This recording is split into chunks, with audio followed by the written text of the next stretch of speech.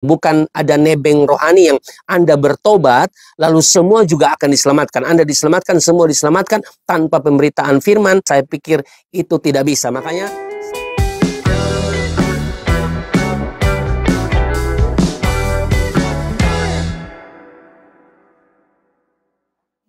Shalom, selamat pagi Bapak Pendeta. Mohon penjelasan tentang satu orang bertobat seisi rumah selamat. Apakah ini juga berlaku untuk keluarga yang malas ibadah dan sombong berdoa? Silakan Pastor Andi. Ya, ayat ini bukan otomatis ya, bukan otomatis dalam artian waktu satu orang bertobat di dalam keluarga lalu yang lain juga akan diselamatkan seperti ada nebeng rohani begitu ya. Tidak ada ya, tidak seperti itu maksudnya. Kalau ada satu orang bertobat di dalam keluarga, maka yang bertobat itu punya satu tugas atau misi khusus ya, seperti yang dikatakan Yesus kepada murid-murid sebelum dia naik ke sorga, Matius pasal 28 toh, ayat 19 sampai ayat yang ke-20, pergilah ya, jadikanlah semua bangsa muridku. Jadi kalau ada yang bertobat dalam rumah tangga, satu orang bertobat dalam rumah tangga, maka tugas kamu tidak hanya menikmati kasih karunia itu sendiri. Setelah kamu sudah selamat, maka tugas kamu adalah memberitakan Injil dimulai dari keluargamu sendiri. Begitu. Kalau ada keluarga yang lain yang bertobat, maka mereka juga diselamatkan. Kira-kira seperti itu. Bukan ada nebeng rohani yang Anda bertobat, lalu semua juga akan diselamatkan. Anda diselamatkan, semua diselamatkan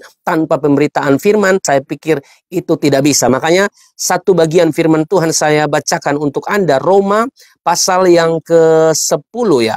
Ayat yang ke-9 dan ke-10 mengatakan begini. Sebab jika kamu mengaku dengan mulutmu bahwa Yesus adalah Tuhan dan percaya dalam hatimu bahwa Allah telah membangkitkan dia dari antara orang mati, maka kamu akan diselamatkan. Dan kita juga rindu keluarga kita diselamatkan. Kita rindu ya keluarga kita, saudara, menerima Yesus sebagai Tuhan dan Juru Selamat. Ayat 10, karena dengan hati orang percaya dan dibenarkan, dan dengan mulut orang mengaku dan diselamatkan. Dengan hati orang percaya dan dibenarkan, dan dengan mulut orang mengaku dan diselamatkan. Kita rindu ini saudara ya. Entah orang tua kita, kakak adik bersaudara kita rindu mereka bertobat. Tapi tentu ada tugas yang perlu kita lihat. Di ayat 14, saudara diberkati oleh Tuhan, dan 15 dikatakan begini, tetapi bagaimana mereka dapat berseru kepadanya jika mereka tidak percaya kepada dia? Bagaimana mereka dapat percaya kepada dia jika mereka tidak mendengar tentang dia? Bagaimana mereka mendengar tentang dia jika tidak ada yang memberitakannya? Nah, ini tanda tanya nih, ini pertanyaan besar bagi kita. Sudahkah kita memberitakan firman?